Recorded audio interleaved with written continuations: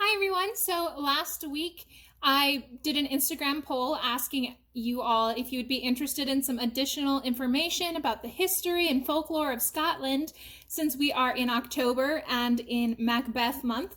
And we got a resounding yes from people who answered the poll. So here I am, and I'm pretty excited about this bonus content series that we're gonna do.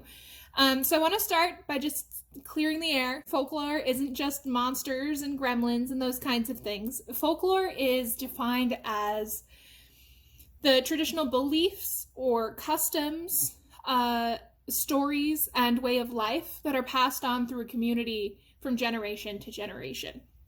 So I'm going to start us with this video, which is going to be about the real Macbeth, and why Shakespeare chose to write this play, and why Scotland is a good background for a story about fate and power and magic. So we've got to go way, way, way back, right?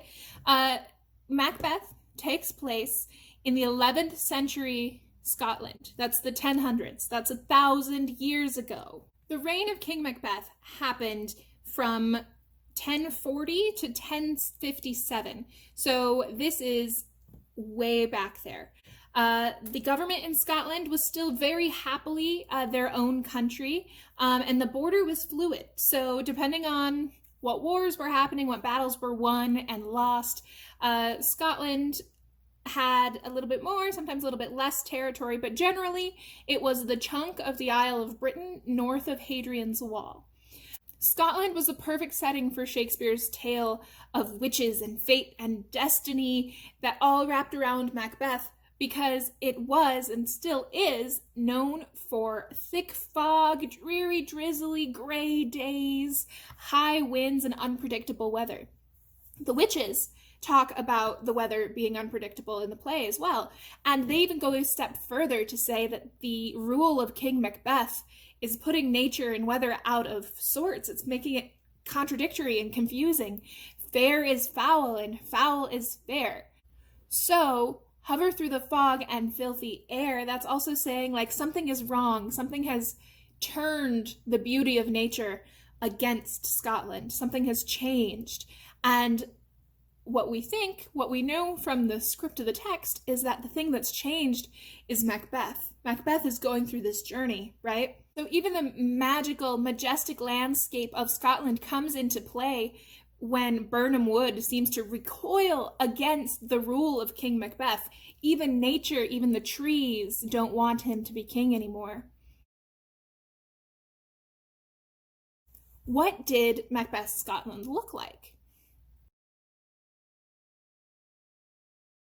And this is breaking down who lived in Scotland prior to English rule. Before coming under English rule, Scotland's population was made up largely of three groups. There were the Picts and the Gaels. Both were Celtic peoples who spoke Pictish and Gaelic, respectively. And there was also a large population of Norse folks. So the Norse people who came over to Scotland were pretty easily able to integrate into the communities because they had a lot of similarities in ways of life.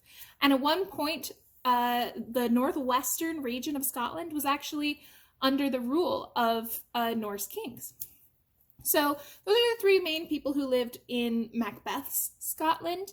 But there were also the people to the south. There were, depending on what the borders looked like in Scotland, there were the Britons, the Cumbrians, who are often forgotten from lists like this, the Anglo-Saxons, and other English groups. But it was mostly the Gaels and the Picts in the north where most of Macbeth occurs, Inverness, etc. Shakespeare wrote Macbeth early on in the reign of King James I of England, but he was actually King James VI of Scotland, so he was a Scottish king. And King James Stuart, if you don't know, a little crash course here, King James was the son of Mary Stuart, the Queen of Scotland, and the cousin of Queen Elizabeth I, his predecessor to the English crown. He was a big fan of Shakespeare's. He was a patron, and at one point he even gave them the honorific of being the king's men.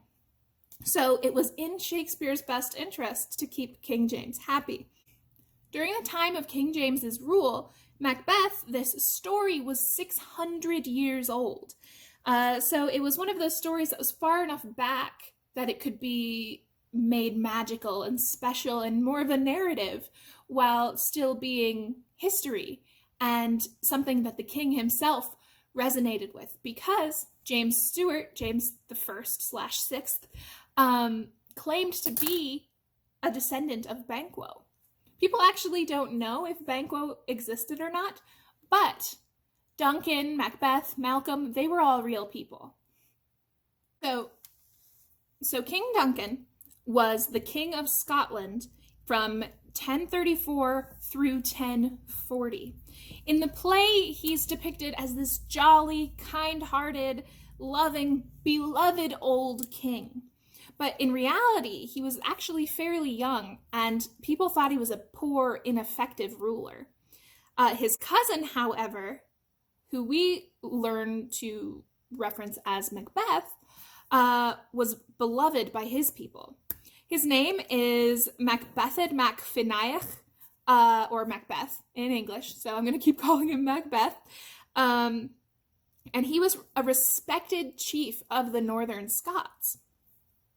Macbeth also had a legitimate claim to the throne through his mother's side. That's how he was related to King Duncan. So he actually ruled for 17 years. Even though the play itself takes place over about a year, he was a beloved, efficient, really pretty decent ruler of Scotland for 17 years. So, take with that what you will. Also, Malcolm was a real person as well. He was named after his grandfather, Duncan's father, and he really did run down to Northumbria and hide out with the Sewards. And towards the end of Macbeth's reign, he did decide that he wanted to be king. He held on to his claim to the throne all this time, all those 17 years.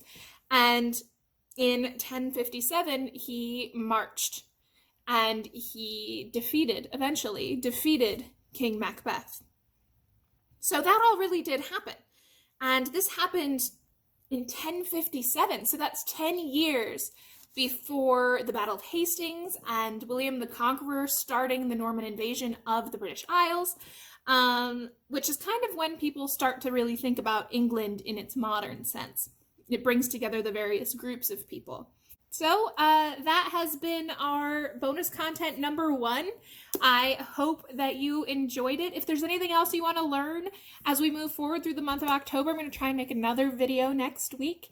If you've got questions about mythology or folklore or how they made wool or even any of the words or the text of Macbeth itself, send them my way. Leave a comment below, DM me, tag us in your own posts. I'm really excited for this project, so I hope that you send me some things that you're interested in learning more about. Follow us on Instagram and Twitter at Philly Shakes, and I will see you next time.